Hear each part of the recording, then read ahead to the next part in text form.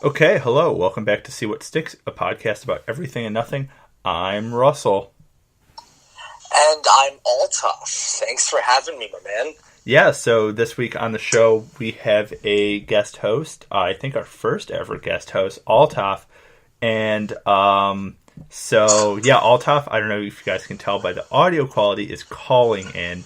And since I'm super good with computers, I definitely have him actually calling my phone and recording it instead of doing it through my computer. Got a professional setup here. Yeah, I'm from I'm calling out from LA, and are you? I don't think I ever really remember. You're in Chicago, right? I am in Chicago. You are very right. Okay, cool. Because I don't know. You said you were part of the city. I just never knew. So yeah, no, man. I mean, I appreciate you having me on, man. This is really what you're doing with this podcast is really cool. Because literally everyone that I know wants to start a podcast when they have an interesting conversation with a friend, and then they never keep it consistent. So I'm happy that you're actually doing this, man, week by week. It's really cool. Yeah, it's fun. It's a little bit of it's definitely an experiment, but I think the experiment has been going well so far. And if anyone listening is listening to the sound change, it's because I'm messing with the gain because Altaf is on the phone and I don't want to get the hissing. So, yes. But no, so yeah, it's fun, and I'm glad that you're the first official guest host of the show. And yeah, man. Do you want to talk about how we know each other? Yeah, let's do it. Okay, so I've been living in LA for, I think it's next week I'm going to cross the 9-month mark. So I moved here in June 23rd, and I got an internship at a casting office here in LA, down in Santa Monica. And I was new there, but Russell was actually interning there as well, but he was part of the school program. So we met through there. And since we both kind of wanted to do the same thing and filmmaking as well, we connected pretty well.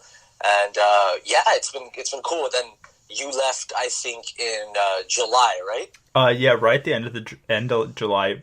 I think the 29th of July, I think, was my last day in LA. Yeah, 29th July. Yeah, so yeah, and I mean, I helped him on a project that he was working on as well. I helped on set.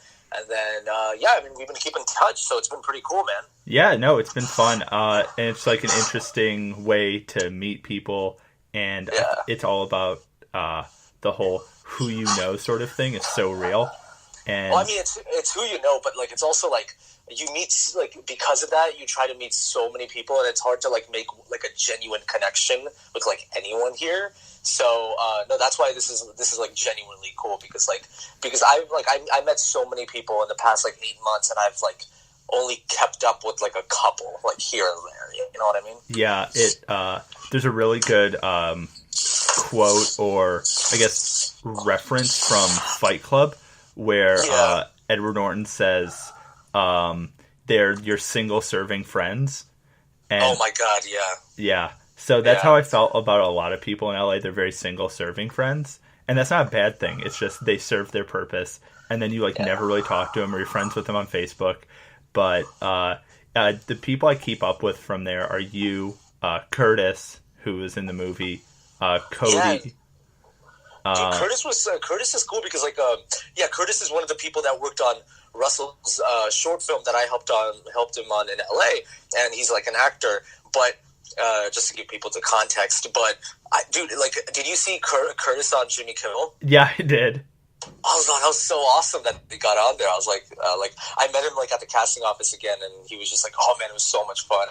But yeah, it was pretty cool. Yeah, no, it's nuts that he was on Kimmel. I saw it and I had to put it on Twitter and I put it on my Snapchat and I was oh my god, it's Curtis.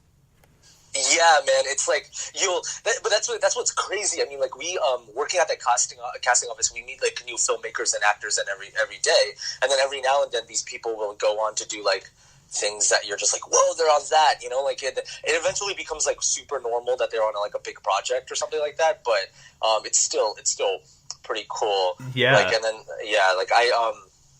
because I remember just a couple weeks ago, someone came over to the studio and they were working for Viceland, and they were like doing like film a documentary at like the green screen room we have, and I was just like, damn, like this never gets more exciting. You know what I mean? It's still like so cool. Yeah, and I know this summer, I think might have been right before you got there, but the drummer from the band AWOL Nation was there filming a music video in the green screen room, and then like Pediasure, the company, was there, and then whoever owns Snickers, they were filming a Snickers commercial, or they were doing stuff with it. And then, do you remember when they had the Rolls Royce thing with Simon Cowell in the back lot? Were you there for that? Oh my god! Yeah. I mean, I don't think I was there for that, but Sonny was telling me about that. Yeah. Yeah, there's just a bunch of craziness that happened there. It's like those stories that you tell people and they don't believe you, and you're like, oh yeah. My god. It was just Dude, like the craziest thing, the most surreal thing that happened to me, and I didn't even know about it. That's why it was so surprising. Have you seen The Disaster Artist yet? I have not seen it yet, but I know what it is. Yeah. And like, man, like so when I saw Disaster Artist, there's this like scene where there's a scene in the movie where like they're filming the room, and then they're out for like a lunch break in a parking lot, like outside their studio where they're filming the room or whatever in the movie. Mm-hmm. And like it's like the scene is like Seth Rogen and everybody talking about how shit this movie's gonna be, and they're you know what I mean? Yeah. And they're there, and then I looked closely at the parking lot, and it looked familiar, and then I saw the back area of the studio, like of Hollywood Casting and Film and everything, and I was like, oh my god, that's our place. That's our studio. It's literally that park. They were at that parking lot. Oh, so they filmed it at, is it Siren Studios in the farm? Is that where they filmed it? Yeah, they filmed it literally right outside. That's hilarious. Prestige, yeah, green screen room, yeah. That is so funny. I actually haven't seen it, but now I'm definitely going to go. I don't even know if it's online yet, but I'm going to go find it. I know it's not in theaters anymore, so it's probably on iTunes. So I'm going to have to rent that, or if I like it, just buy it. It's surreal because, like, I saw them, and I was, like, kind of the only person that kind of freaked out at that. Yeah. Because I told my friend, I was just like, oh, my God, I go there every day. Yeah. Like, that's... And then I asked, I think I talked to... I talked to the, like, one of the coworkers there, and she was like, oh yeah, like we saw them come in and everything. We saw James Franco and everything. And this was before like you and I started working there. Mm-hmm. That they were filming in there. And I was like, oh damn, that's so cool. It's one of those moments like because nothing is really shot in LA anymore. So when you see in the movies, like when you see a location that you recognize, yeah. For me, it's still so surreal. I'm just like, damn, it's still sort of like a movie city, you know? Yeah. I think just because a lot of things are being like outsourced to Atlanta, so everyone just goes to Atlanta for 6 weeks, films a thing, and then comes back to LA. Or like Canada too. Canada's like a big Vancouver. Place, yeah, people all. It's just you all work in LA, but then the studio's like, yep, we're filming in Vancouver, in New York, in Chicago, and then you'll be back here. So it's just like kind of take a little vacation to work. It's just getting so expensive to shoot here now, so yeah. I don't even blame them, you know? No, definitely. So, but yeah. What's up? Oh, no, nothing. You were saying something? Oh, I was going to say, there's a thing I'm trying to start at the beginning of the shows, and I was sort of doing it last week. And since now I have a guest, because I was by myself last week, let's do what have you been watching or doing the last, like, what have you been, like, what do you want to recommend to people to watch or listen to or any of that? And then we'll get into the major topic of the episode. Oh, for sure, dude. Okay, so, yeah, okay, I'll start. I have two things. One, I'm not gonna recommend, like, I was going to say Black Panther, but I mean, like, everyone's going to go see that, and it's just, like, I don't even have to recommend it for everyone to go see it, but, like, the one, I think a movie that I saw a second time in theaters recently, and, like, I don't think enough people are really, like, talking about it or seeing it, especially since it did get, like, any nominations or anything, is I, Tonya. Like, I saw that movie recently, and like, that kind of, like, blew me away. And even the second time, there was like this. It was this huge thrill ride for me. It's like a Margot Robbie, I didn't expect it out of her. It really did feel like, I know it's all on all the billboards, but it really did feel like sort of like the in energy wise, and the energy wise, it did feel like sort of like the Goodfellas of like on ice or something like that in terms of just like the frenetic energy that movie had. And so it was that's really cool. And like in terms of recommending, like listen, like I've been like listening to. Speaking of podcasts, I feel like people were listen to like a lot of other podcasts as well. Um, like I've been listening to like a lot of just like the DGA. Like if you guys are like if the people listening to this are like movie fans or like I am, or interested in what filmmakers have to say about like stuff, or like are interested in behind the scenes stuff. Podcast I've been listening to is like the DGA Uncut podcast, where it's really cool. They take two filmmakers and who just interview each other. So like about one filmmaker's movie. So for example, like when the Post was going on, Patty Jenkins interviewed Steven Spielberg, and stuff like that. And like I've been listening to that a lot. So yeah, man, that's what I've been just taking all of that in lately. Nice. That's awesome. Those are actually really good recommendations. I have to go see Black Panther. I haven't seen it yet, so that's something that I will definitely be doing. A movie that I actually watched that I didn't, I guess, expect to watch, but not that I didn't want to, is one of the movies nominated for Best Feature Animated Film is Loving Vincent, the hand-drawn one about Van Gogh. It is yeah, I heard about that one. It's so good, and if someone wants to watch like an interest, not that other animated films aren't interesting, but this one's all hand drawn, so it's special in a different kind of way. Because the other movies nominated for Best Animated Feature are Boss Baby, Coco, Ferdinand, Loving Vincent, and then The Breadwinner.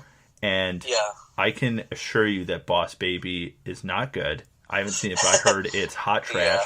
And then Coco and Ferdinand are just probably I don't know. I don't know. Like I Loving Vincent and just got in a theater near like where I live, and I think like I was definitely gonna like think about seeing it, because like I heard about like being like just like there was like hundreds of oil painters like that like worked on that film and everything. Yeah, and just I feel like just like no matter what you think of the trailer or whatever, just on that merit, I feel like people should go see the movie, just because like, and I haven't even seen it yet, but just like I feel like if that amount of work is being put into something, it has to mean something. You know what I mean? Yeah, it's on that alone. Just go see the movie because it's incredible. Yeah. And then what else I've been doing? I rewatched Get Out this week, which is fantastic. Oh yeah, it's in theaters again. I heard about that. Yeah. So I rewatched Get Out. I rewatched Dunkirk. I'm going to go see 3 Billboards tonight. Oh, dude, tell me what you think, man.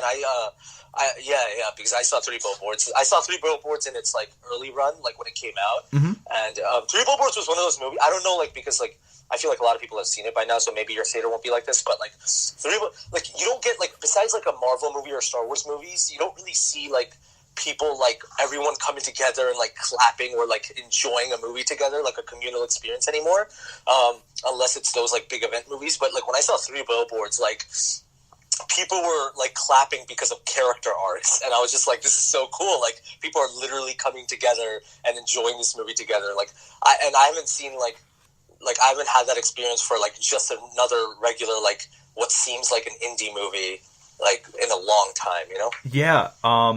I had that kind of experience. I've seen Shape of Water twice, and the second time I saw it, I actually saw it by school, and I went with Emma, and our theater was packed, and people were like laughing and clapping and had like the moments, and I was like, this is incredible for a movie that isn't a Marvel movie, that people are like so like spellbound in it. Man.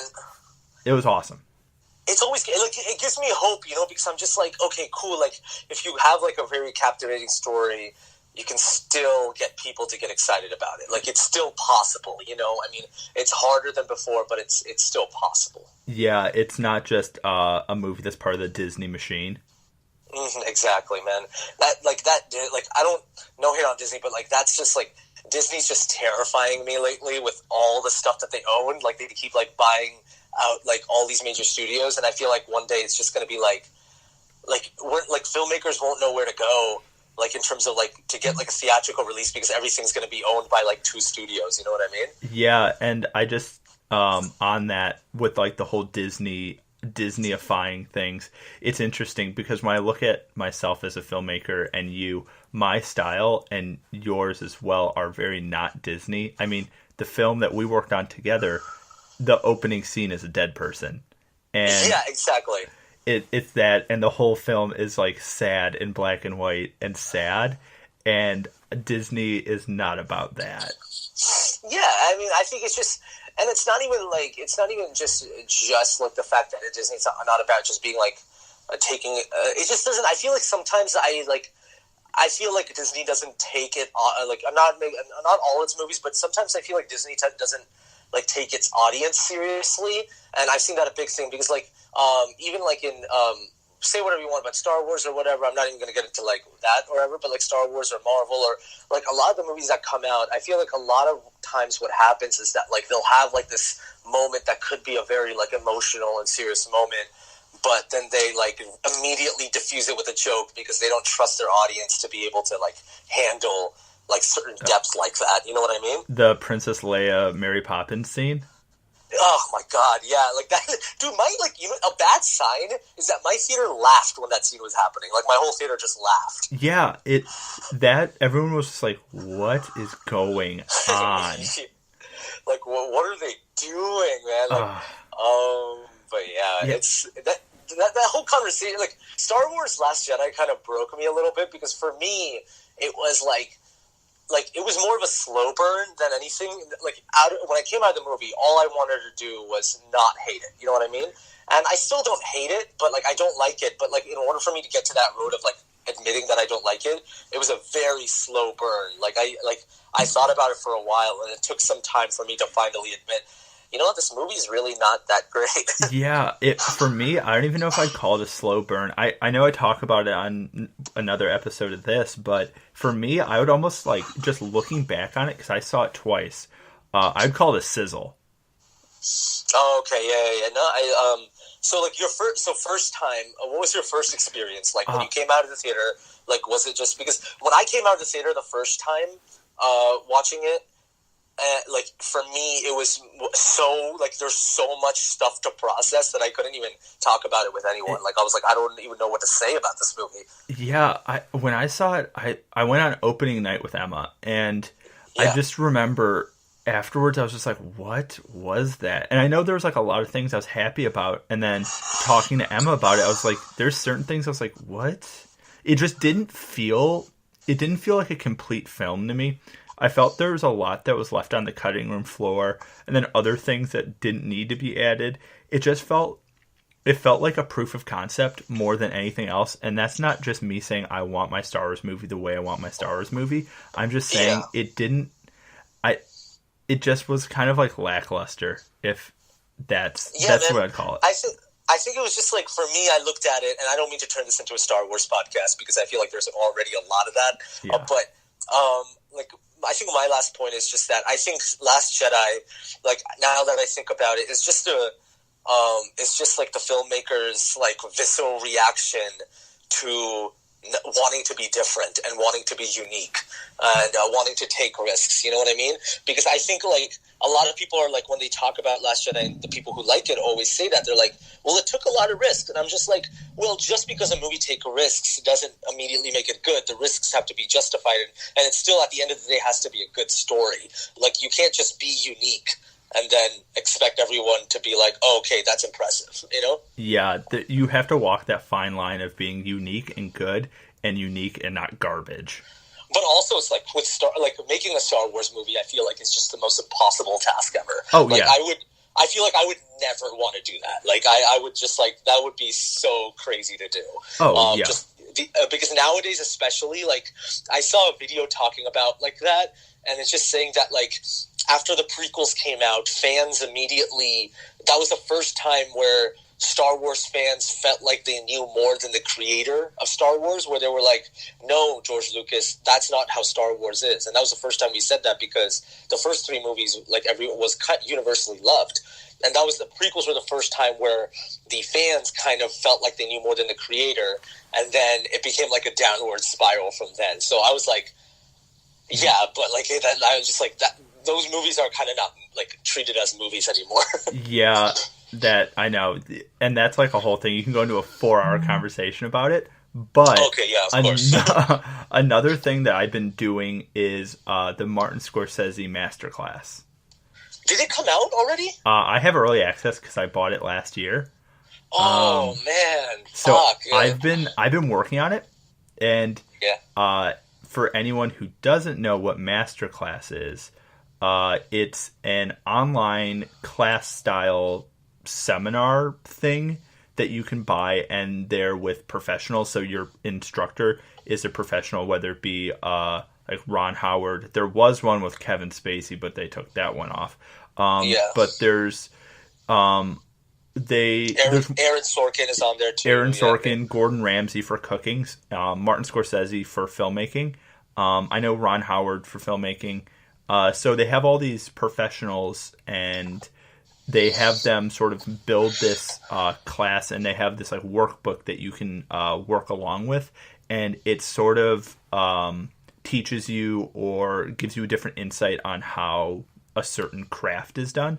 And for the filmmaking one so far with Martin Scorsese, it's incredible.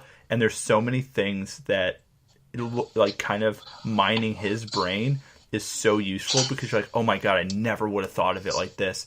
And it gives you different perspective on just filmmaking in general. And if anyone out there wants to do filmmaking, or at least wants to listen to Martin Scorsese talk about filmmaking, I 100% recommend it. It's awesome.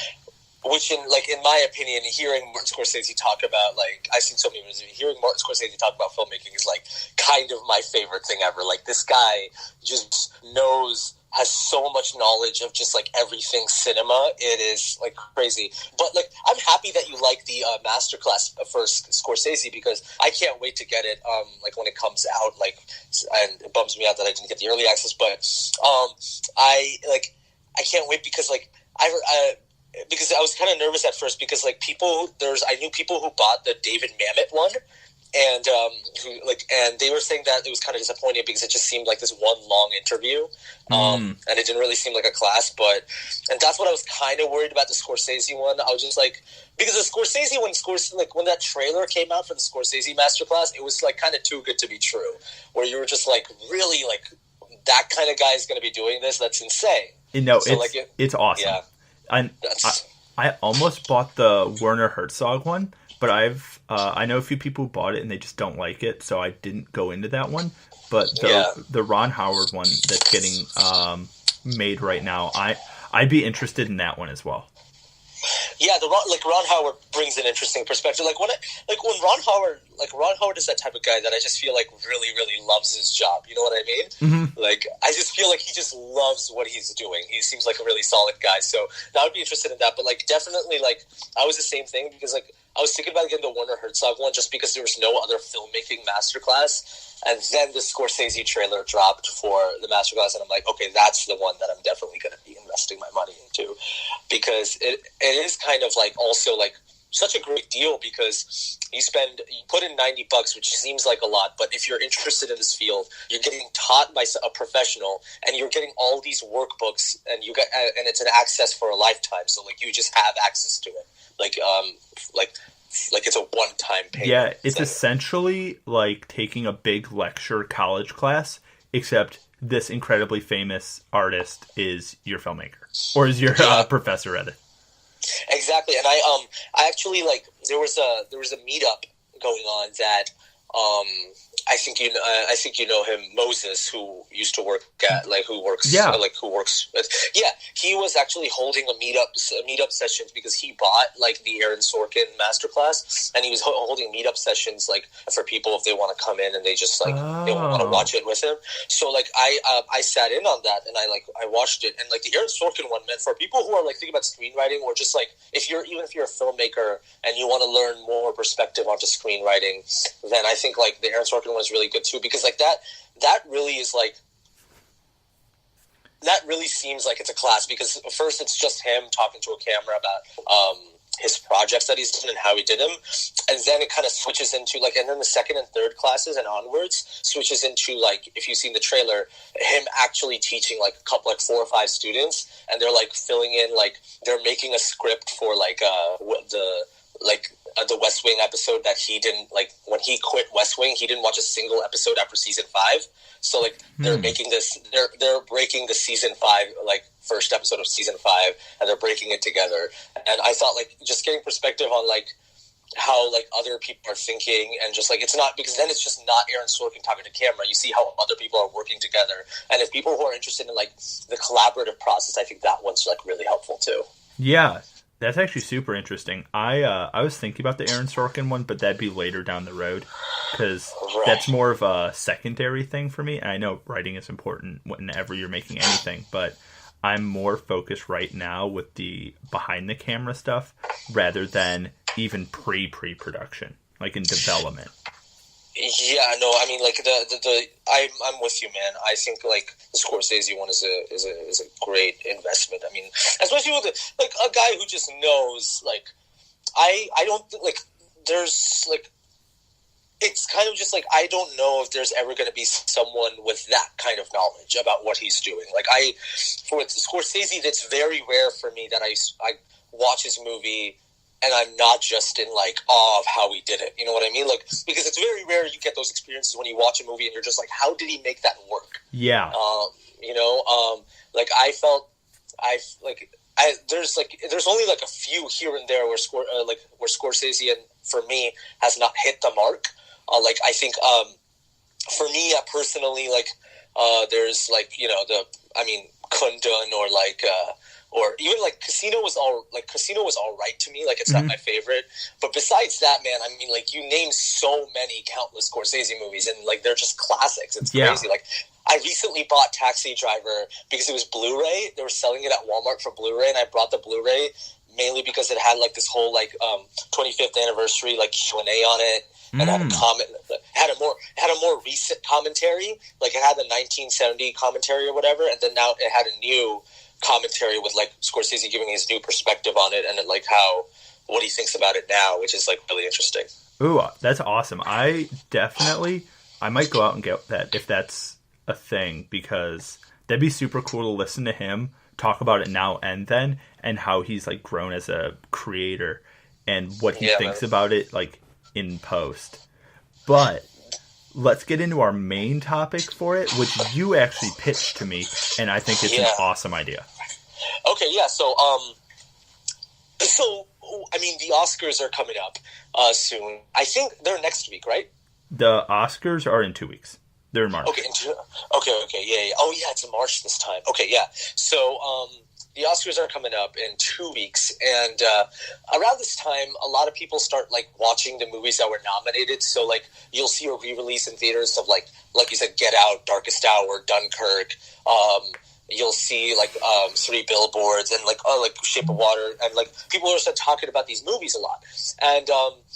And what happens is there's this like huge discussion that goes on. Like whenever a movie comes out towards the end of a year, that's usually when like a lot of the nominations are picked out towards the end of the year. And what happens is that these movies are immediately, the conversation goes to this seems like Oscar-bate. Like I remember when The Post came out, everyone was just like, okay, yeah, this is Oscar-bate. Meryl Streep is doing Oscar-bate. This is Oscar-bate. And they talk about that with like a lot of movies, like where, there are moments where I'm just like, okay, I kind of agree, where they kind of just like had those sweeping moments where you can clearly tell they wanted this to be used when the nominations get called up and you see a clip from the movie. And like, so sometimes you can clearly tell, but other times when it's used too much, it's like getting to a point where it kind of aggravates me, because I feel like when people call a certain thing an Oscar-bate, as a filmmaker, I feel like that can kind of just be like insulting a little bit, because you're kind of just saying that the filmmaker just did the story because he was literally baiting an Oscar. Like he wanted an award, so that's why he created a story. And they're only saying that just because it is either for 2 reasons. One, it could be a very, very different story in terms of just like, and it kind of captures the zeitgeist a little bit. Like I remember The Danish Girl was getting a lot of that, of just like being Oscar-bate, or like Eddie Redmayne has gotten a lot of shit about that, because he was like, oh man, Eddie Redmayne, first he played Stephen Hawking, and now he's playing a person who went through sex change. And then like, so like those kind of movies get caught in that aspect, and people don't even like, but maybe it's just because they wanted to create that story and like it's not being told. You know what I mean?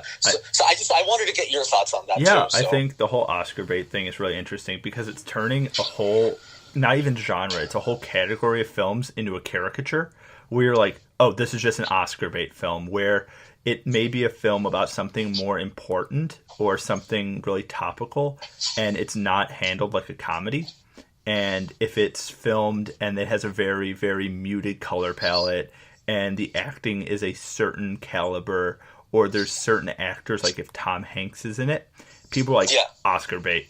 And I think there's a compliment to that, but there's also a really big negative, like what you're saying, because it makes people just look at this movie for, oh, this is just an award season movie, rather than like an interesting piece of art or an interesting story that people want to tell.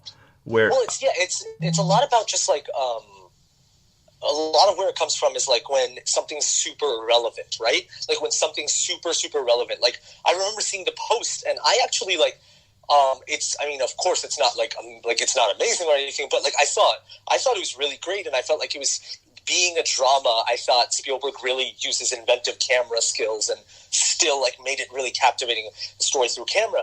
And like, but the Post was very relevant to today. Yeah. And he talked, and like, and it was like, and because of that, it got a lot of slack, because it was just like, oh, this is just like, they're just like, you know, taking what's happening right now and taking advantage of that, and now it's Oscar bait. And then on top of that, as you said, you add in Meryl Streep and Tom Hanks, and people just go crazy. Yeah, and if people don't know, I don't want to get political with it, but the Post is about the free press. Right. And that's very topical for a bunch of reasons right now, for things that won't be brought up here. But it is an important movie to watch. And then I think another one on that is Phantom Thread, which is about... If I haven't seen it yet, but I read the whole synopsis of it because I want to see it, but I haven't had the opportunity being back. Man, yeah, it's so well made. Yeah. When I was back where at my apartment, there's not really any theaters that are showing it, but I read through it all, and it's another important movie, and also Daniel Day-Lewis is in it, which people call Oscar bait just because, oh, it's Daniel Day-Lewis and allegedly his last film. And that's going to get the buzz around it, and it's for the whole like Academy Awards circuit. That's going to really pick up some traction. Well, I think it's just like here's my argument for it. Like, so if a movie is taking advantage of the fact that it's relevant and taking advantage of the fact that like it's very different and like a little too on the nose, then I'm okay with calling it Oscar bait. But if it's done well and it's actually told with good intention, if you hear Spielberg talk about the Post, like, and they all talk about it, just saying like, and he literally said that he was feeling depressed because of the state of our country and everything, and he wanted to tell a story that kind of gives like, there was a time when people like fought through this, you know what I mean, and like there was a time where people were going through the same thing, and kind of how history repeats itself. Yeah. And so like when you see this, like you see this movie, and you're just like, okay, so this was actually like, this was well made, and it didn't seem like it was like it was so. It was so in your face, and it was so like... It's not like a ham-fisted attempt to get people to like think about something or to be like, oh. It's just really like, oh, wow, okay, it did something well, and it's not forcing it down your throat. Right. And then I think it's just because it's Spielberg, because it's Tom Hanks, because it's Meryl Streep, then people put that category on it, and then they just don't watch the movie because it's just like, I don't want to watch that kind of sappy Oscar movie, and that's what it's called. And just putting it into a genre like that, like, I mean, that just kind of that could be like, I don't know, maybe the filmmakers don't care as much as I do about it, but that would be so insulting to me. Like if someone just put my movie in in a category like that and just don't and dismiss it, like I made that movie because I wanted an Oscar. Yeah, it's so ridiculous. Yeah, I think if I was a filmmaker, even like a PA working on the job, or like a smaller job, one of the more thankless positions, I'd be so mad because I'd want people to see what I did. And like the Academy Awards, it's like a goal of mine to have an Academy Award one day, but it's one of those things where at the end of the day it's a trophy, and it's just to like recognize really good filmmaking. And I think if it's nominated for Academy Award, watch it, but also watch all the movies that aren't. Yeah, and I think, okay, so like Academy Awards do this thing. I feel like that's the good thing about it is that they bring attention to films that would not like normally be like watched by people. You know what I mean? Yeah. Where they bring more attention. Like if Three Billboards didn't get nominated, I personally don't believe that it would gain that much of an audience that it has now. Like, a lot of people have watched it now. Yeah. So like that's like that in terms of just like talking about it in a positive manner, it's good. And also, yeah, I mean, I agree with you, man. Like, like making a movie is so like difficult. Like, people don't realize that, you know. So like making a movie is insanely hard, especially now. If you want a movie to be in theaters, it's so hard to get it made. It's just like getting funding. Like, whenever like I was watching a Q&A of the person who directed I, Tonya, and he was asked, hey, so was getting funding for this movie difficult? And he just responded, oh, that should just be a rhetorical question now. That's every movie. See, that's just every movie. It's every movie unless your name is Kathleen Kennedy, or unless you work for a company called Disney. Or you're Spielberg, where like, if you're Spielberg, you get to decide where the sun shines. You know what I mean? Exactly. Like, it's crazy, dude. Even Scorsese has trouble, like getting funding for his movies. Like, a guy like Scorsese. With Hugo, he had a bunch of trouble getting that off the ground, because people are like, no one wants to see this movie about a children's book, but the whole movie's kind of about George Méliès, and it's like a cool story to watch about like kind of the birth of film through an incredible filmmaker in a kind of child story. Yeah, man. And like, if I don't know if you heard, but like a movie like, so Aviator was a big budget movie mainly because of like the cast in it and everything. That's kind of what made it huge, and like all the locations. But like at the end of it, like Scorsese ended up going over budget, and like he had to pay the extra. Like he went over budget like $500,000, and he even said that he had to pay the $500,000 out of his own pocket, and like, which is like. And he said, he was like, to the interviewer, he was just like, people might think that's nothing for me, but I still have like kids that I have to put through school, so that adds up. And I think that's a ridiculous part about, like, and you would think that if you're an independent filmmaker or you're just making some low budget thing, of course you're going to have to fund it out of pocket or whatnot, but you wouldn't think that from any of the kind of top caliber directors or the mainstream directors. They'd have to pay anything out of pocket. Oh, like, and people like who are just like as respected as Scorsese. Like, Scorsese has respect in the industry. You know what I mean? Mm-hmm. Like, everyone not just knows him, but everyone like just has that utmost respect with him and thinks he's like a genius. Which, I mean, I don't disagree with. And like, it's crazy. Even those filmmakers struggle. And so my basic point is that like when people like, that's why it hurts when people are just put it into this Oscar-bate category. I'm just like, do you really think they're going to put in that much effort into just so they can get a trophy at the end of the day? Like, it's crazy. Yeah, and I think it's interesting just looking at, I'm literally sitting on the Oscars.go.com page. Just looking at like Get Out being on that list, I think that's awesome. And Shape of Water, and even Three Billboards, which is kind of a dark comedy, but Shape of Water, which is clearly a genre film, and Get Out, which is it's a horror film, but it's kind of a genre horror film. Oh my god, dude! Like, it makes me so happy that like just Get Out getting nominated and like Jordan Peele getting nominated is such a big deal in my opinion, because that is so like that is so like neat. Like, it's so like amazing, because like I don't think horror's ever been like respected like that as like Get Out has. You know what I mean? And I think and I feel like so proud of Jordan Peele as a first time director to get that kind of recognition, because people also feel like, oh, but he's not going to win. But I don't think that really matters, just because like I feel like calling someone best director or like saying a film is the best film is very subjective, and like, what is that really? I think just getting nominated is such a huge deal that I feel like people should just congratulate on that. You know what I mean? Yeah, and now after his name or before his name, it'll be like Oscar nominated director Jordan Peele. And that is huge. Yeah, and that's just, even if, say, tomorrow he's like, yeah, I never want to do film again, I never want to make another thing, that's still in front of his name. It's like being knighted. It's like that, where even if you never win, whenever someone says your name in the industry, they're like, oh, the Oscar nominated or the Oscar winning. And then it means so much even to be on the list. And I think, I mean, winning, of course, is huge, but even just being there it puts you in this whole other caliber.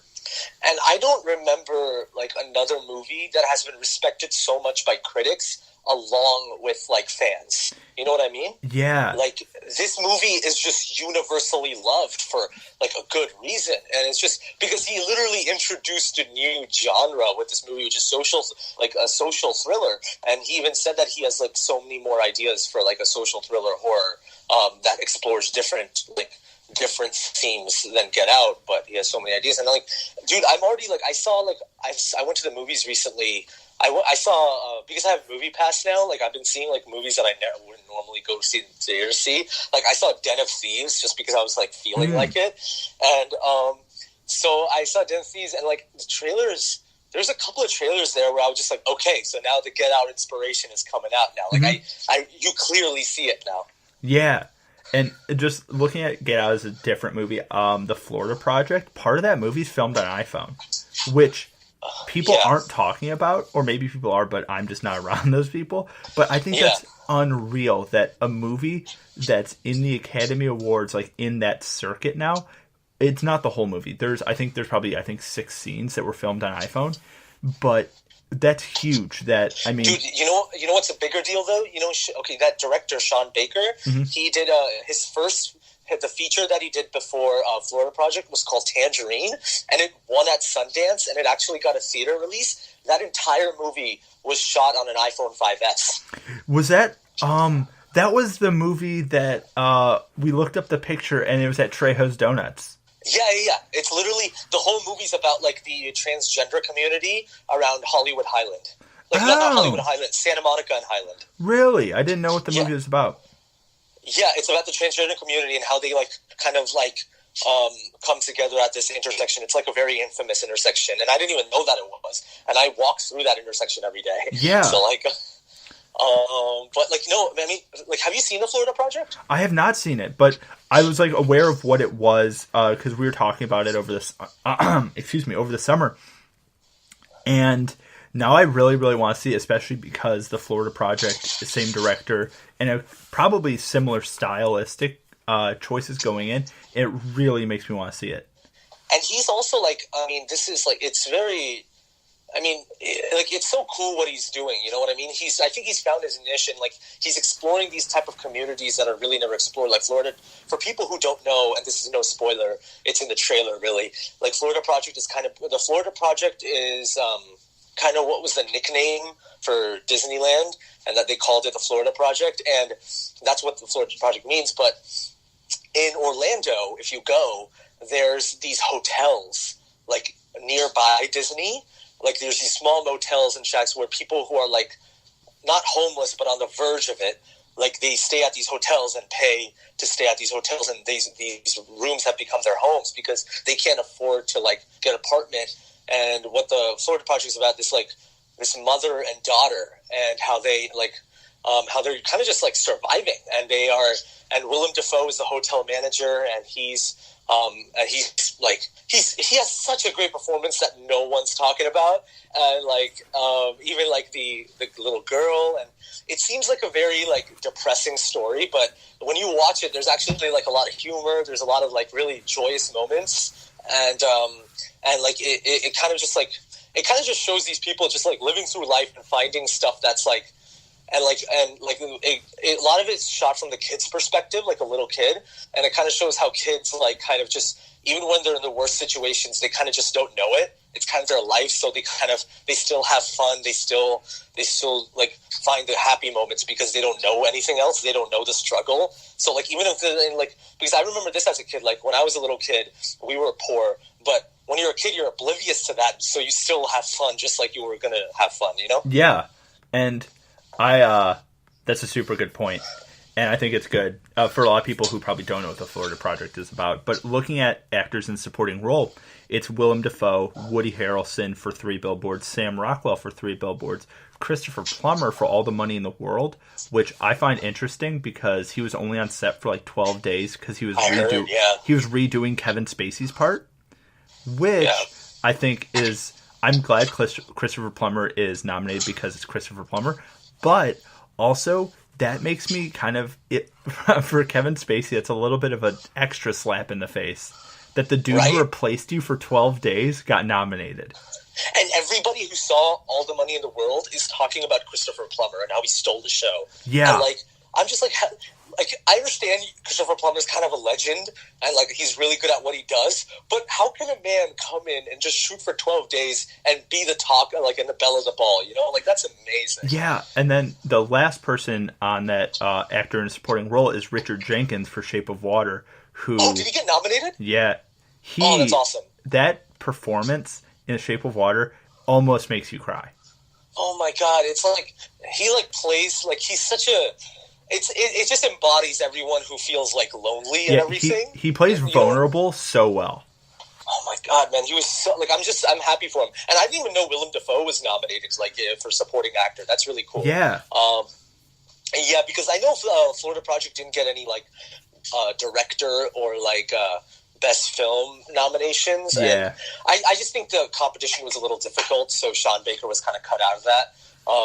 But which is fine.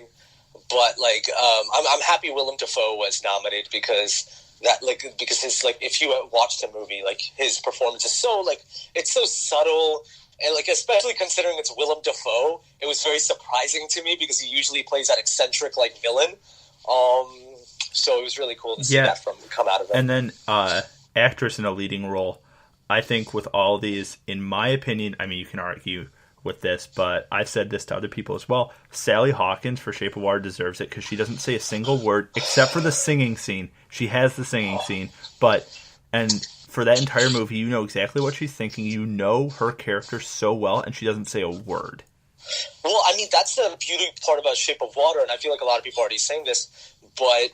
I mean, I've seen Shape of Water twice in theaters as well now, and like I like watching that movie. Like when the monster and and Sally Hawkins' character are when they're communicating each other, they're not saying a single word, but you know exactly what they're talking about. Yeah, like all the time, you know exactly what they're saying to each other, and it's like there's a level of performance that like not everyone can pull off like that, and I think it's amazing, and it's just Sally. Who else is nominated in that category? So in actress in a leading role, Sally Hawkins, Frances McDormand for Three Billboards, Margot Robbie, Meryl Streep, and then I'm gonna butcher her name for Lady Bird. It's Saoirse Ronan. Yeah, Saoirse Ronan.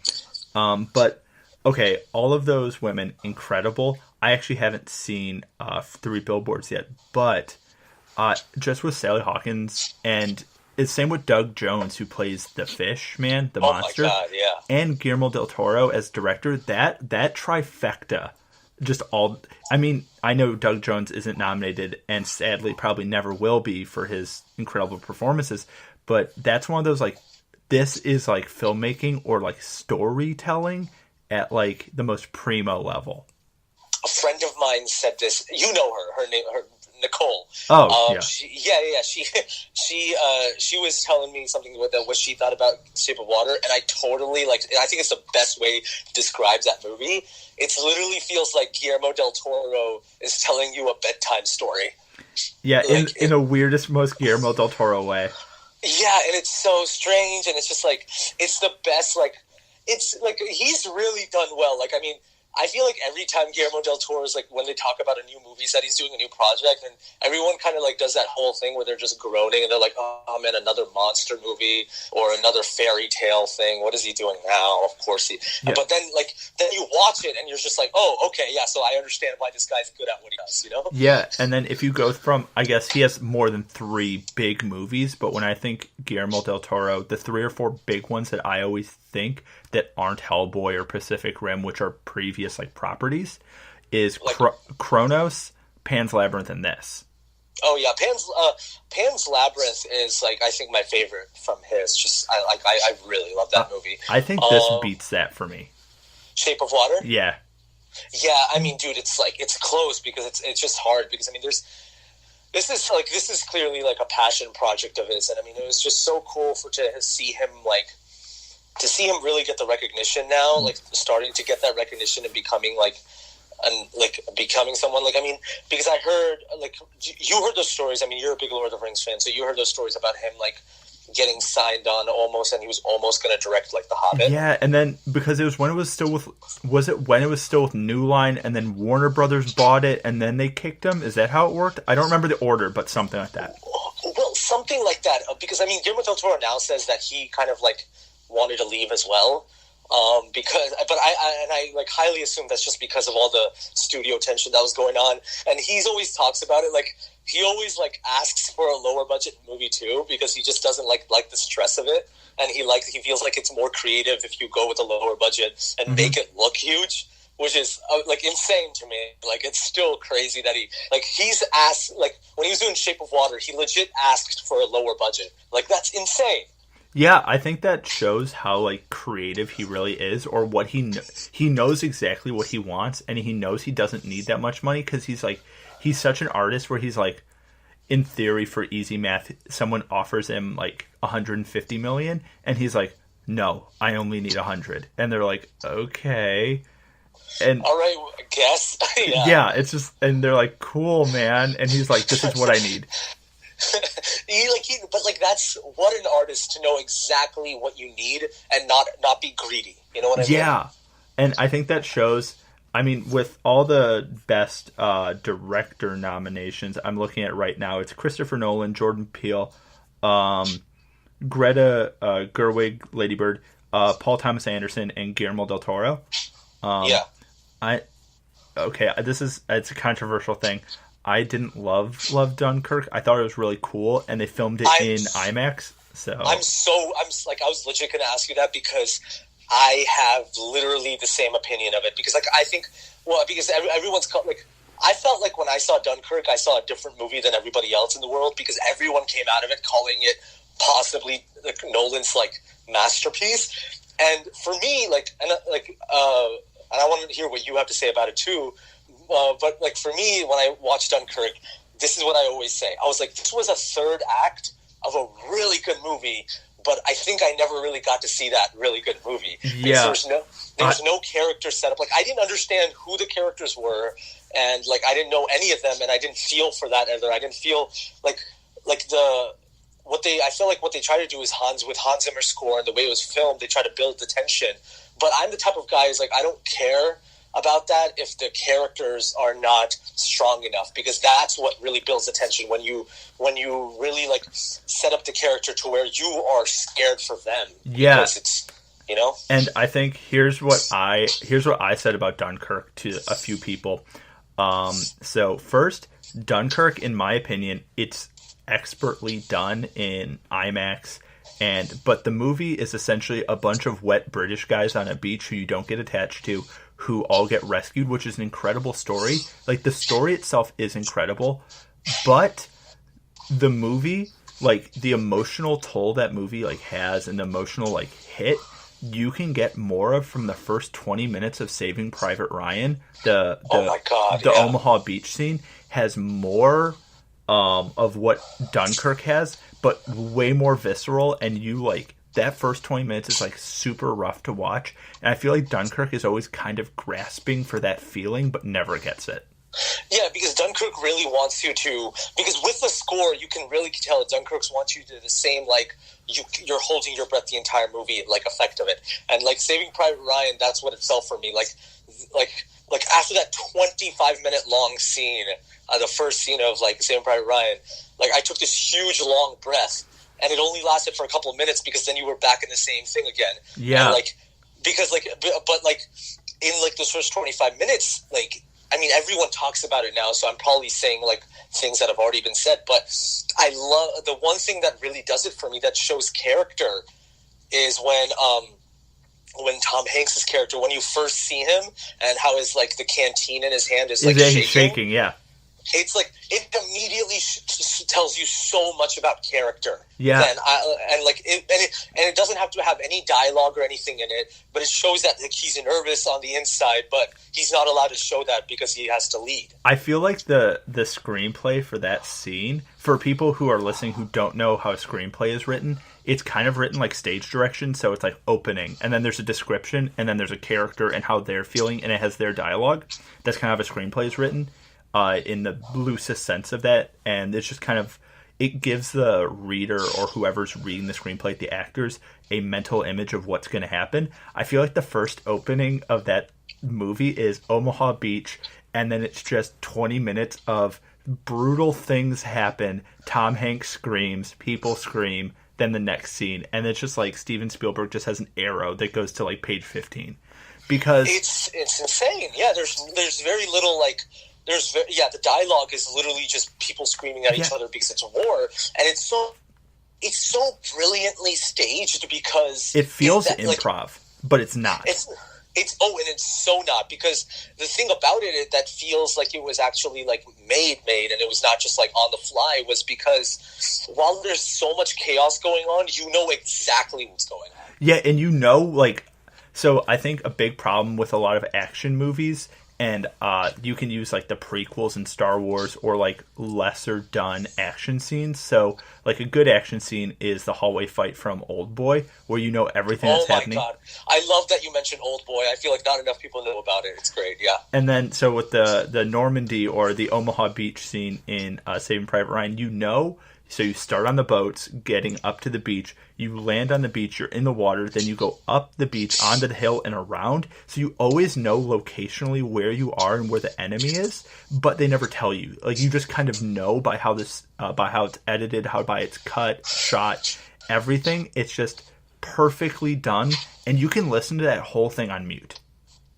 Oh my god, and that's like what Spielberg and a lot of great directors are good at, is geography, and I think that's so important in terms of just like, you just got to know where people are, and what people are doing and where people are going. Like, I think, there's just so many, like Indiana Jones has like chock full of that, where like it's all about like setup, like you said, they go from the boat to this and that, mm-hmm.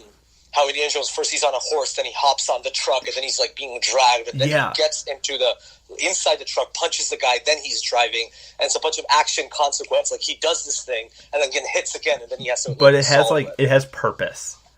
Right, of course. And I think going back to The Shape of Water, I know it's not an action movie. There maybe is half of a third of an action scene in that movie, but you can tell like location in that movie, and you can tell just like where you came from and where you went, and you can listen to the whole movie essentially on mute.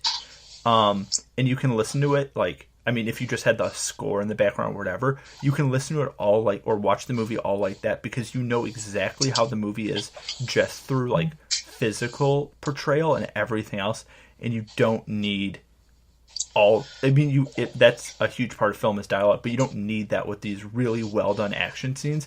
And I think a lot of Dunkirk relied on it just felt how do I put it? It used the incredible cinematography in the airplanes, how is all they actually shot that.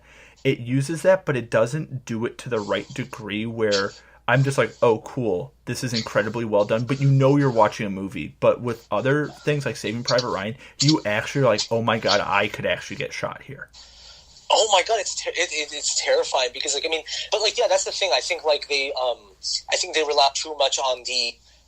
Of course, I agree with you. The craftsmanship of like how they move the camera in that movie is amazing, but they rely too much on cinematography and music and they kind of forgot about let the characters do the work, or maybe just let the visceral part of war do the work. You know what I mean? Instead of just relying so much on because that's what they kind of do, and that's what kind of just everyone who's just like Hans Zimmer's score was so haunting, and I was just like, well, yeah, and that was on purpose. Like, you could clearly tell that's what they were trying to do. Like, it was so real. Like, there's and that's kind of just what frustrated me a little bit, but. I think you brought up a good point in terms of just turning off putting on Saving Private Ryan on mute, and you could still understand, or Prince Shape of Water. And I think for a lot of people out there, they kind of just are confused sometimes about people who are not trying to get into the film industry like we are kind of get confused about if the screenwriter is writing the thing, then what does the director do? What does he just say here, point the camera there? But a good director will actually knows visual storytelling and knows and can bring the words to life, and you don't even have to hear the dialogue to understand what's happening, because it's all visual storytelling, which is what Shape of Water does beautifully. Yeah, and I think with with all that, when you think of a good action scene, or for people who are listening who, for the one of you out there who has not seen Saving Private Ryan, but a good action scene that tells you exactly where you are, where you need to go, and the progress of a battle is in Lord of the Rings, the Helm's Deep. Oh my god, yeah. The Battle of the Hornburg. That is like a 45-minute chunk of a movie. So that, in theory, could be a whole movie in itself. But in that battle, you can watch that on mute, and you always know who the good guys are, who the bad guys are, where the tide of the battle is going, and then what is going on. And you can watch that and have never seen a battle before. You don't need to know Lord of the Rings. You don't need to know anything, but you can watch that and tell like a 7-year-old what is happening, and they could tell you, like, this is what's going on.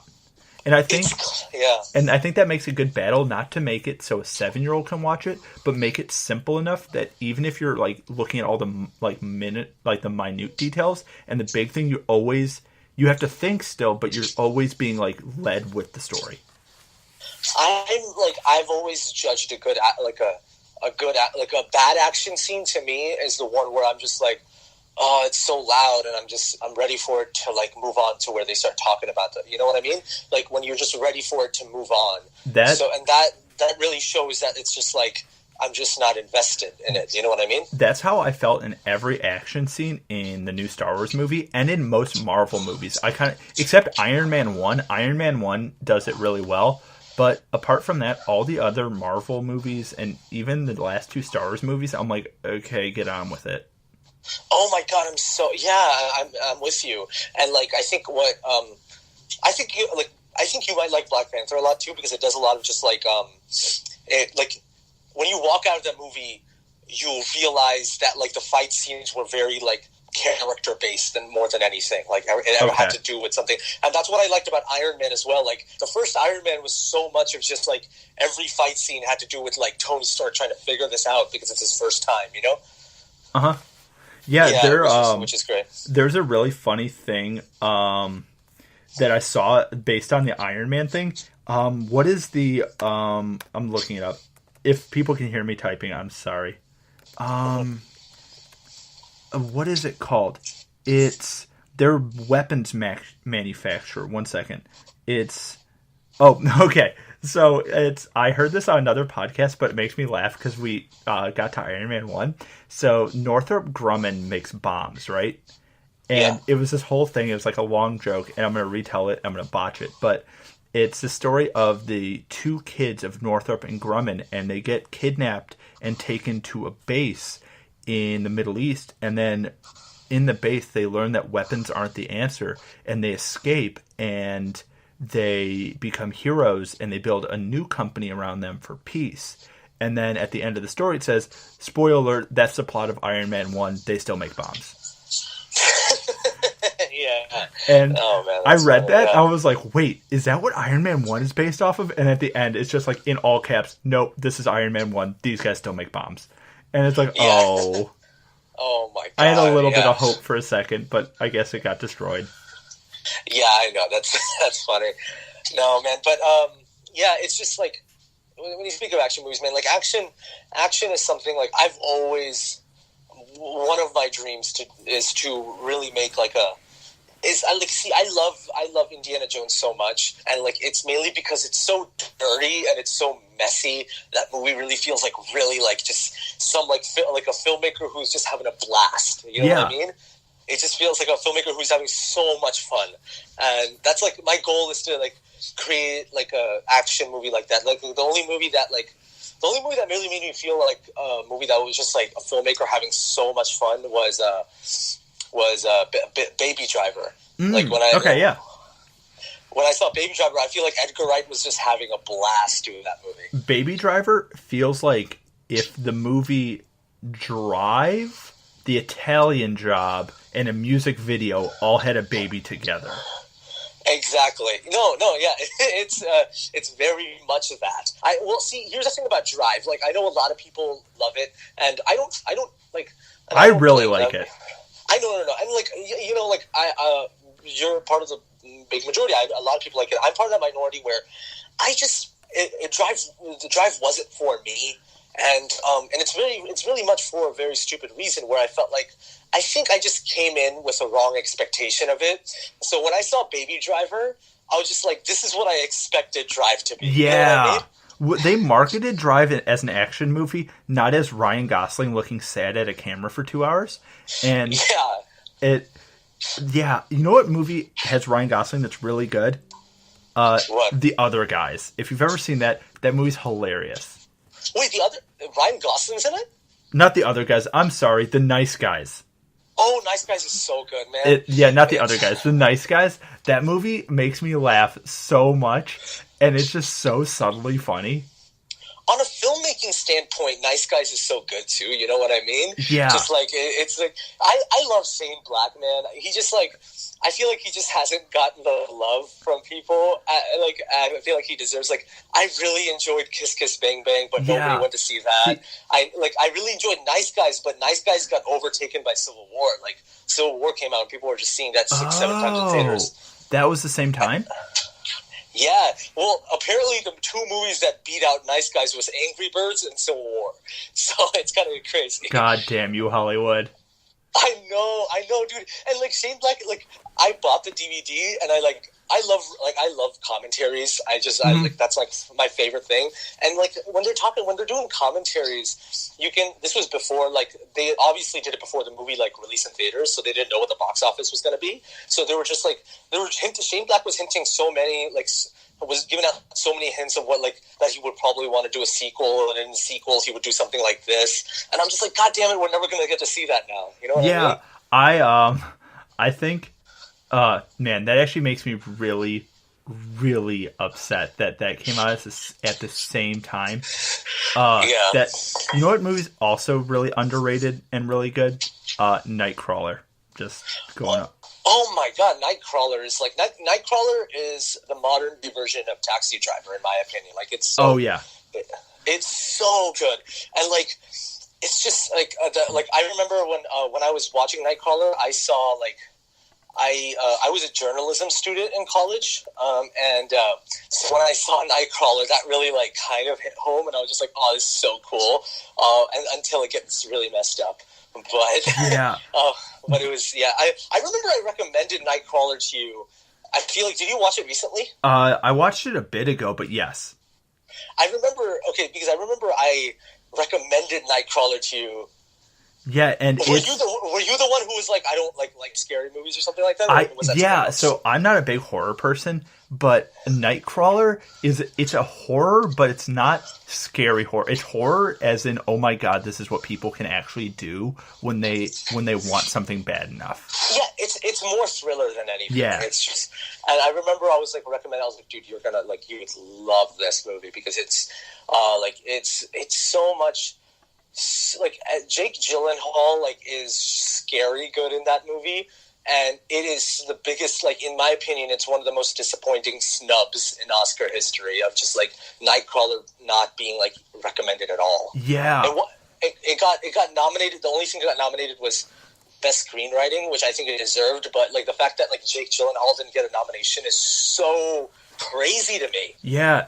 On Jake Gyllenhaal, there's another movie that I watched. I've seen it before, but I rewatched it fairly recently because I like torturing myself and watching disturbing movies really late at night.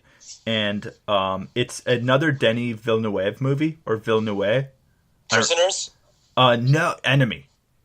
Oh, Enemy, dude! I haven't seen Enemy, but like a friend of mine recommended it to me. What did you think? Okay, Enemy is amazing. For anyone out there who, for most of you out there, you have no idea what I'm talking about. It's a movie by the same guy director who did Arrival. He just did Blade Runner 2049, another movie no one went to see, unfortunately.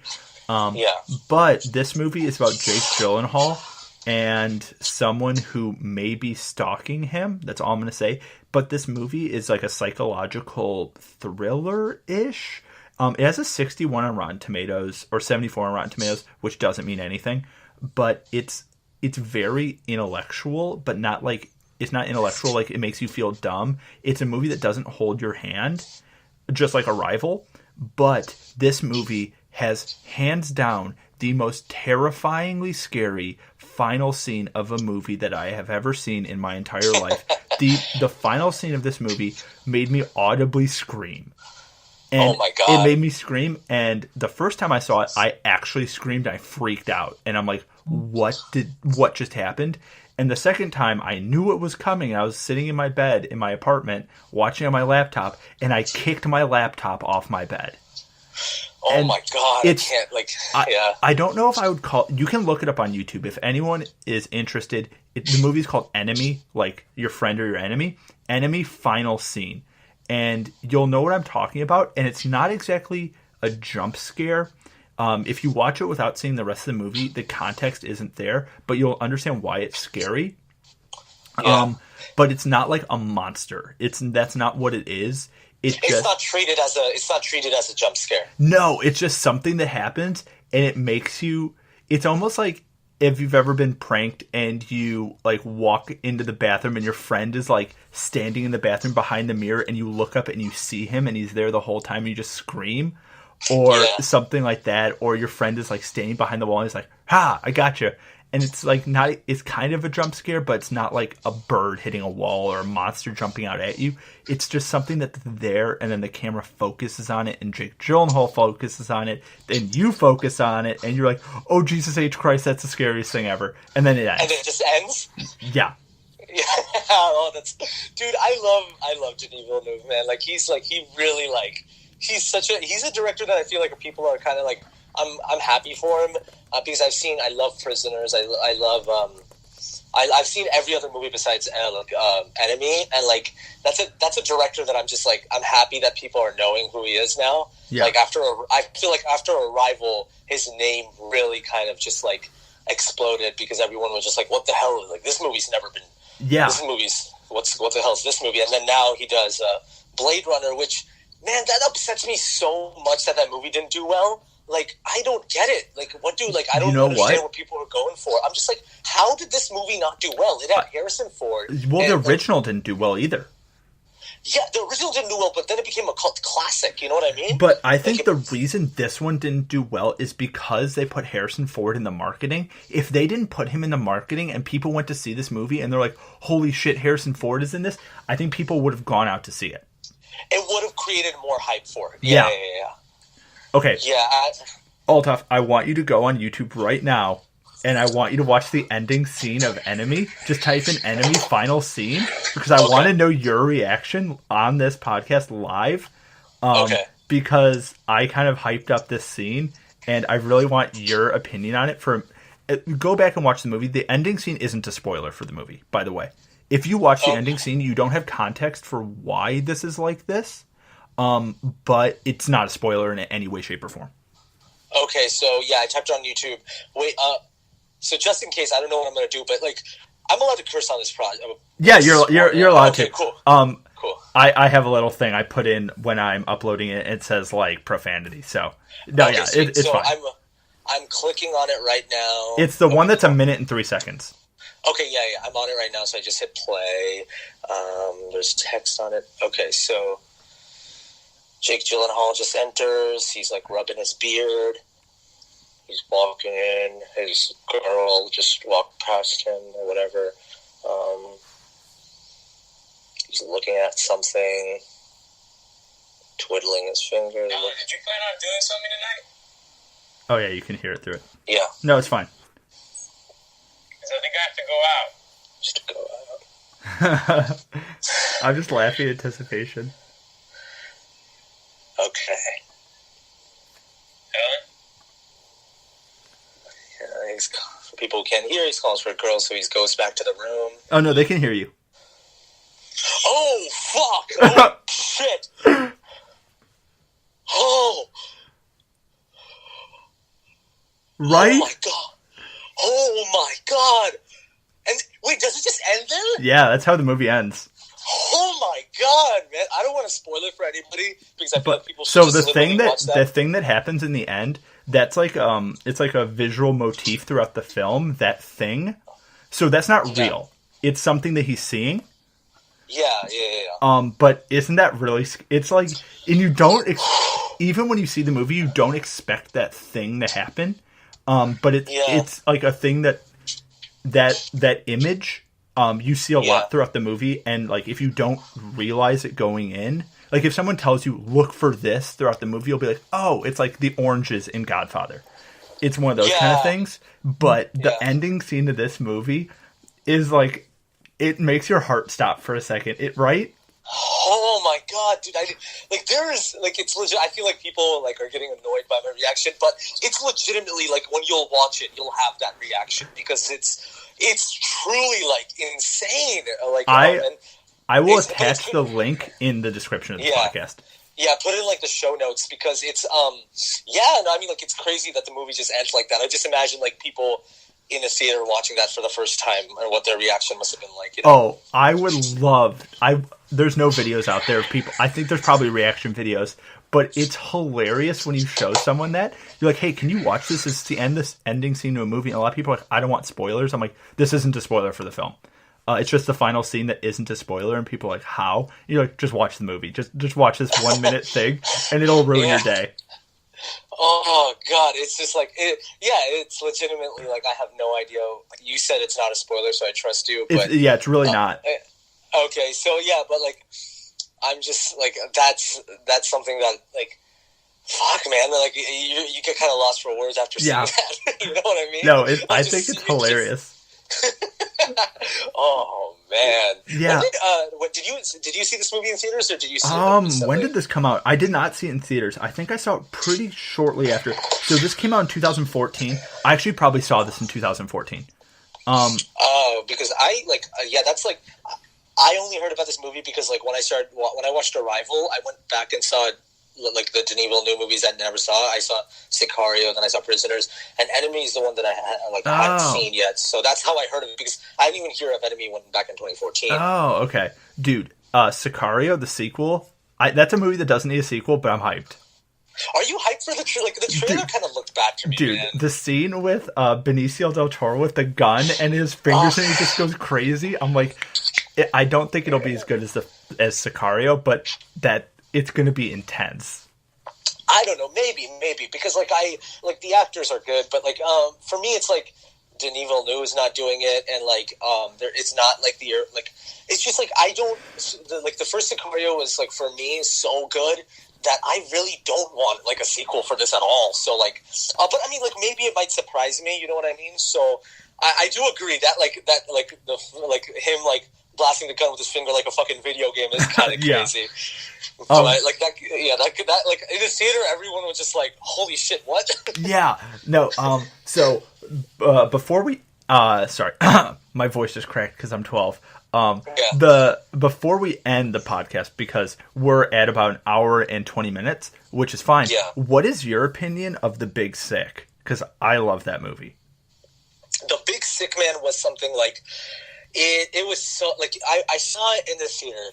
And I didn't think I would like that movie as much as I did because at first I saw that movie and it just looked like a regular Judd Apatow comedy to me, and I didn't know the story, and so I saw it and I didn't even know it was based on like Kumail Nanjiani and his wife's actual like what happened to them. You know what I mean? Yeah. Like I didn't know it was like legit what happened to them, and they wrote it together. So I knew nothing about the movie. And I saw the trailer, and it looked like another Judd Apatow comedy, which I'm fine with. Sometimes Judd Apatow is a hit or miss for me, though. So I went and saw it, and I loved that movie because, first of all, it's like when you watch the trailer for it, or like even like read about the premise of it, you kind of get worried at first. It's just like, how are they going to pull this off as a comedy? You know what I mean? Because it is like they're dealing with crazy, intense stuff. But like then it just like it becomes like the characters really take over and the actors take over. I think, and it's just a wonderful movie. You know what I mean? Like there's not really movies that can say that, but it's just like wonderful. It makes you feel good. Even though the characters are going through some intense stuff, and it really does put a lighter tone on it. I think that is kind of like and I think what they talked about is a thing that I've never seen. And so they're like coming from an Indian household, like that is a thing with my parents of just like, if I date a white girl, that would happen. There would be a conversation about it, and it would be serious of just like how like she's not part of our culture. How is she going to get assimilated? Those are conversations that happen. Like, my parents have literally sat me down and talked to me about that. It's like, you're going to LA now, so make sure, like, if you want to find a girl, that's fine. Focus on your career, but also try to find someone with the same race. You know, they don't. And that's real conversations that happen. Mm-hmm. So I'm glad that movie addressed that. I thought that, and also here's a tidbit for people who are not like follow Indian cinema as much. The actor who played Kumail Nanjiani's dad, and I feel like I'm happy because a lot of people liked his character. But he's also a very famous Indian actor and a very respected Indian actor. His name is Anupam Kher, and you guys should look him up or something. He's a very respected Indian actor.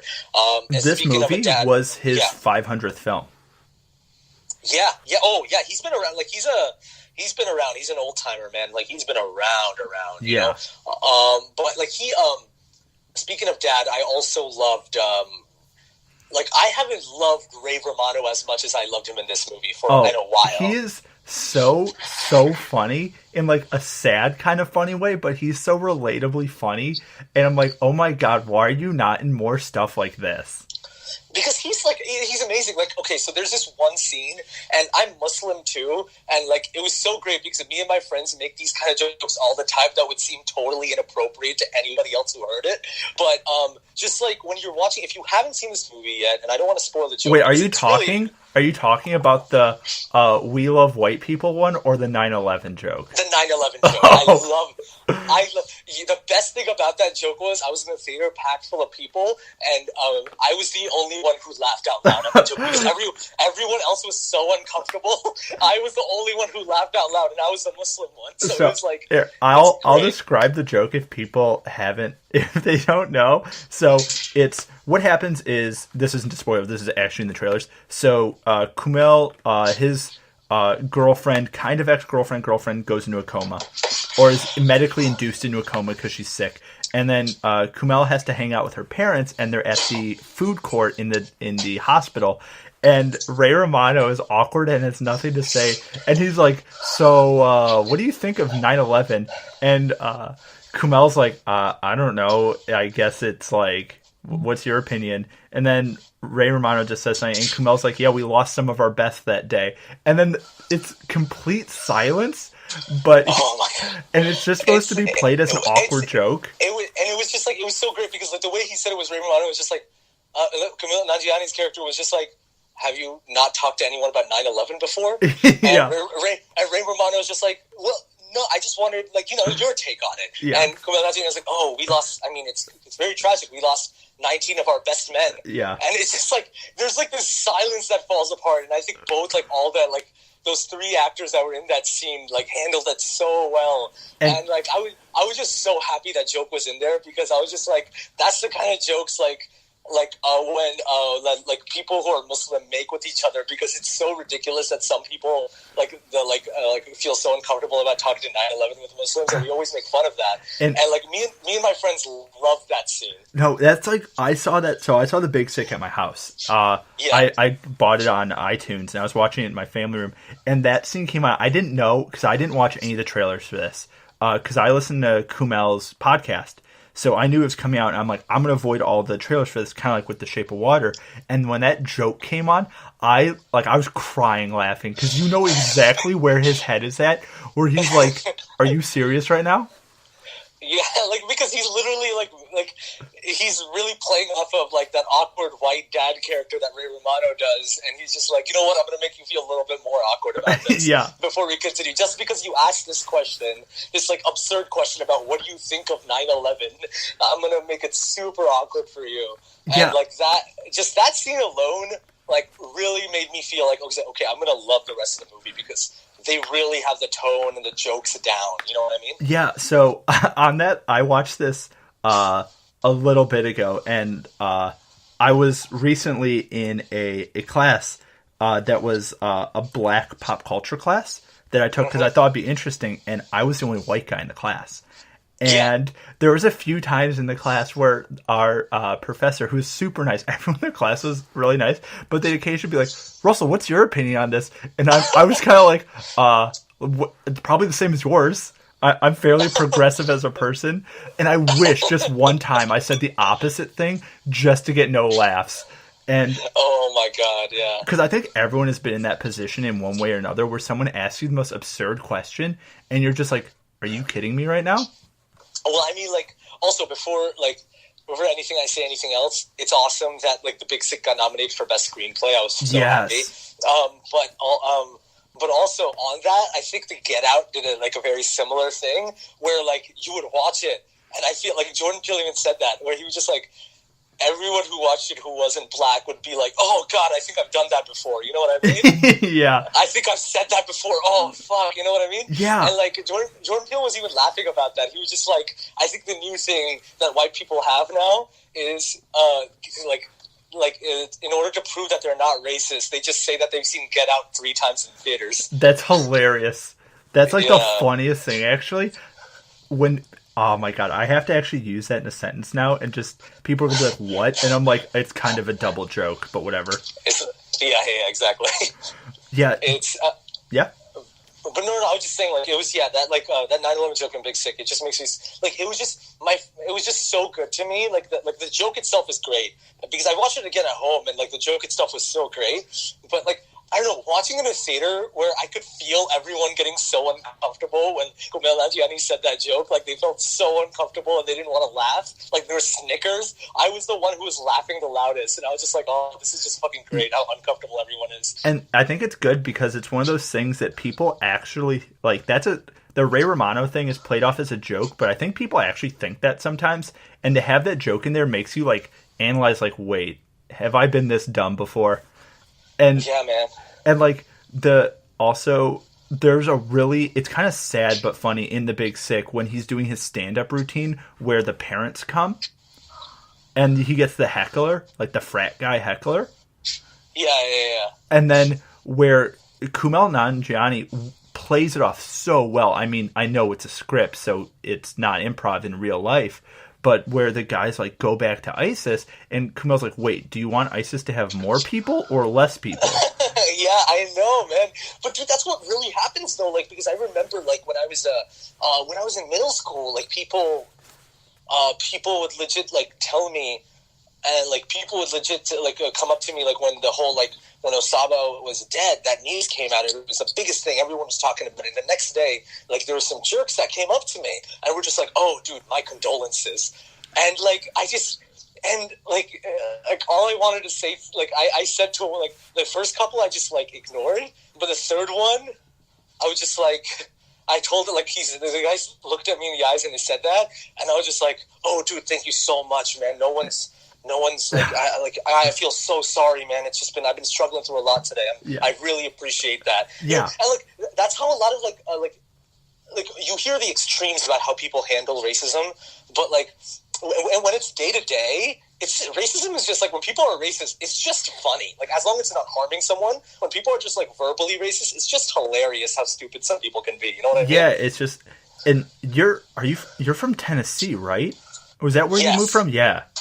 Yeah, and it's Tennessee is, it's Tennessee. Yeah, it's Tennessee. So like, you expect certain things, but so it's just funny because, and that's why I like both Get Out and Big Sick for those reasons where it's, well, I mean, Get Out made it like terrifying, but it's still like, it had those humorous moments just like Big Sick did, where it just showed like sometimes how ridiculous just people are when they're talking about racism. You know what I mean? Just how ridiculous they can be. There's a line in The Shape of Water that makes me think of that as well, where Michael Shannon's character is like, he's like, do you think that fish man looks like God? Because we're created to look like God.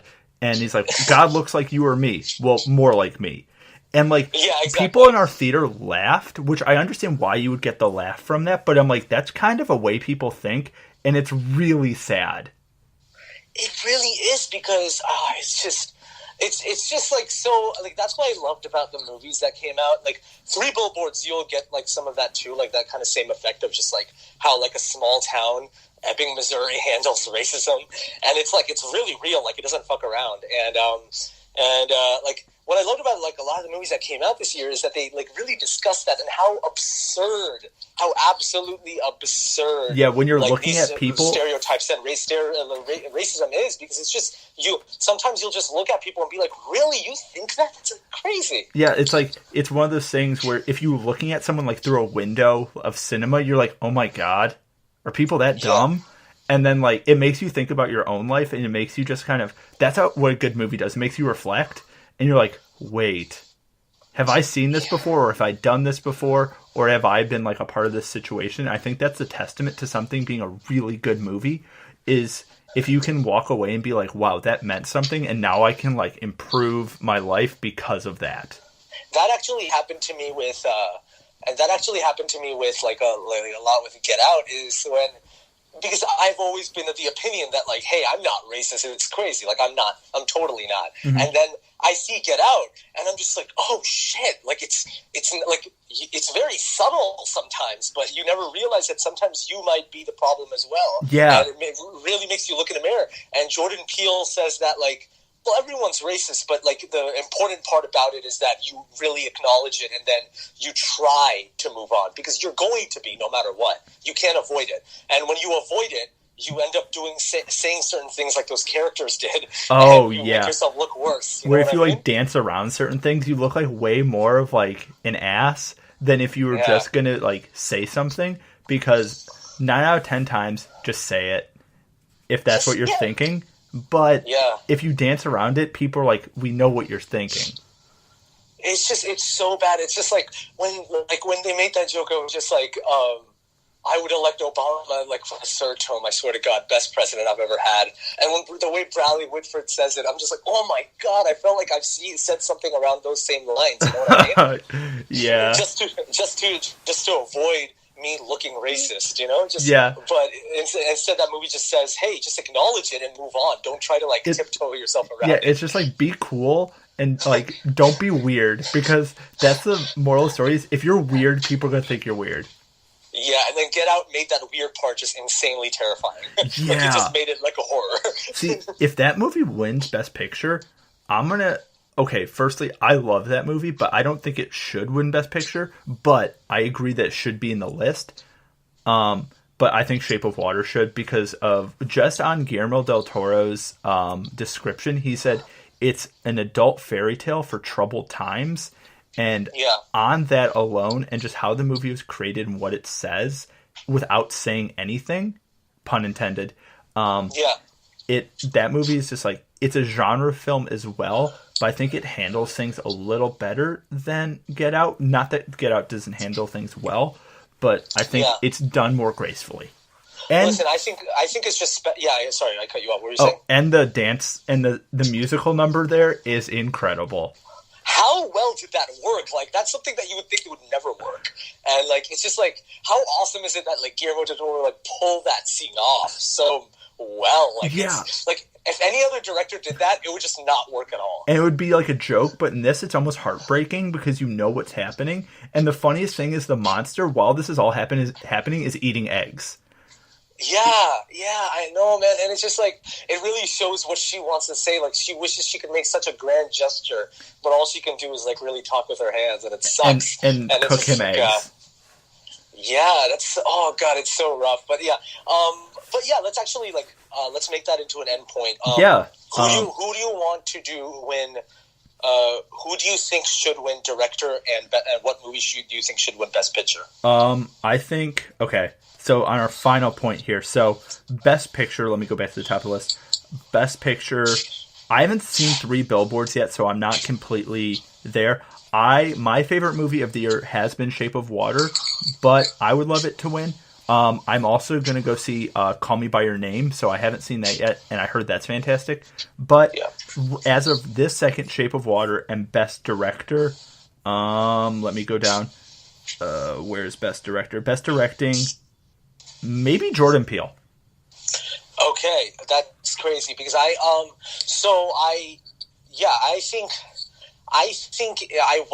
like, the reason I want Get Out to win Best Picture, mainly because it would just make me like, I don't know, it would just make me happy, because I feel like that's just something that would just catch me off guard so much. Get Out won, because I feel like even if it won, I wouldn't be mad. I would actually be happy. And then at the second, it would just be like, it would catch me off guard, which I don't think the Oscars has done in a while. Like, it's never like really caught me off guard. And then best director, I think Guillermo del Toro. Like, I think that like he that's, for me, I feel like Guillermo del Toro really just like that's his like, in terms of just like directing, like, and the control over like visuals and everything. Yeah, like he has like, that's craftsmanship. You know what I mean? That's filmmaking. It's just so good. He clearly loves his movies just as much as any of his fans love his movies. It's so special to him. Each story that he tells is so special to him. So, and just because of that, I feel like he deserves the best director. Yes, I agree. Okay, so let me do this. I will end the show, and then, so let me just do this. Also, for people who are listening, I'm talking to Altaf on the phone, so I'm telling him while I'm telling you guys. I know. So, that was our show. I hope you guys like Altaf being on the show. If the audio is a little funky, it's because I have really improv'd this setup that I'm working on up, and it will improve in the future for like guests besides myself and Emma, who record this with microphones just next to a computer. But I hope everyone liked Altaf. I know I loved Altaf on the show, and